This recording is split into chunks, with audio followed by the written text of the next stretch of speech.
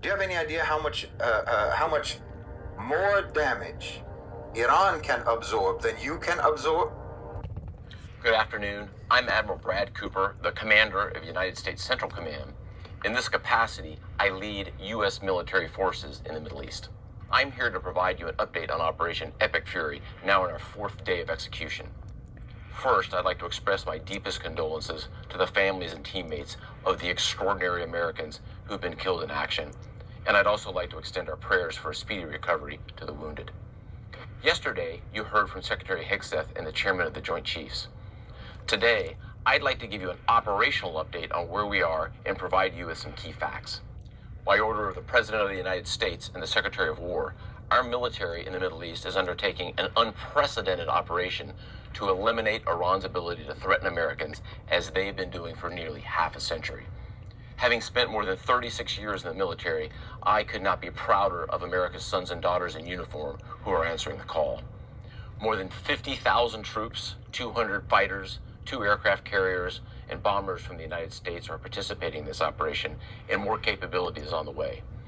These forces bring a massive amount of firepower, representing the largest buildup by the U.S. in the Middle East in a generation.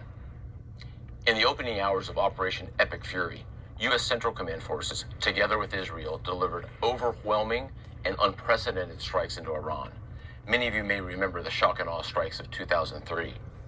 The first 24 hours of this operation were nearly double the scale, and we continue with 24/7 strikes into Iran from seabed to space and cyberspace.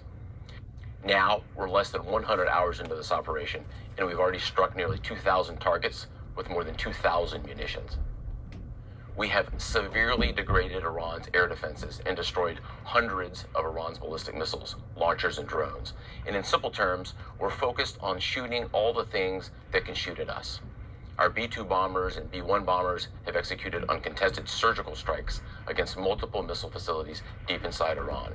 And then just last night, a B-52 bomber force struck ballistic missile and command and control posts. We are also sinking the Iranian Navy, the entire Navy.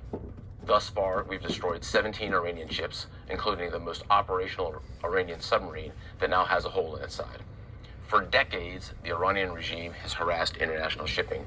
Today, there's not a single Iranian ship underway in the Arabian Gulf, Strait of Hormuz, or Gulf of Oman, and we will not stop.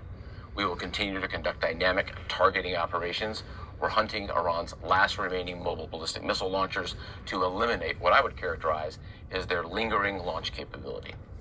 Now, in retaliation, the Iranian regime has launched over 500 ballistic missiles and over 2,000 drones. To be clear, Iran is indiscriminately targeting civilians as they launch these missiles and drones. You've seen it on TV. The evidence is crystal clear and overwhelming.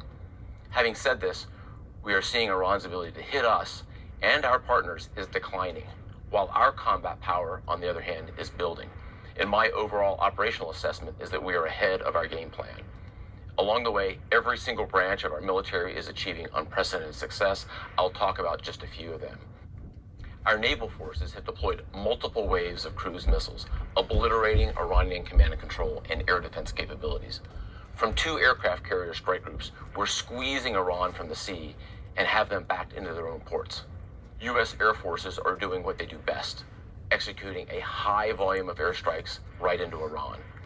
Operationally, the 2 most powerful air forces in the world, the U.S. and Israel, are dominating the skies of the world's largest state sponsor of terror.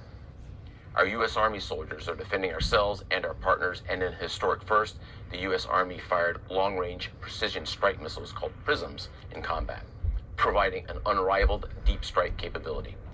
Also, for the first time, U.S. Central Command's drone task force, called Task Force Scorpion Strike, launched countless one-way attack drones, achieving massive effects. I'd like to point out these drones were originally an Iranian design. We took them back to America, made them better, and fired them right back at Iran. I just could not be prouder of our men and women in uniform, leveraging innovation to create dilemmas for the enemy. There is no adversary too determined, no mission too difficult for the great soldiers, sailors, airmen, Marines, Guardians, and Coast Guardsmen that make up the most powerful military the world has ever seen. Our military objectives are crystal clear, and our people are executing an immensely complex and historic mission with relentless lethality, conviction, and professionalism. And we've just begun. But I have the utmost confidence that we, alongside our partners, will absolutely achieve our military objectives. To all our warriors, Godspeed. Thanks so much.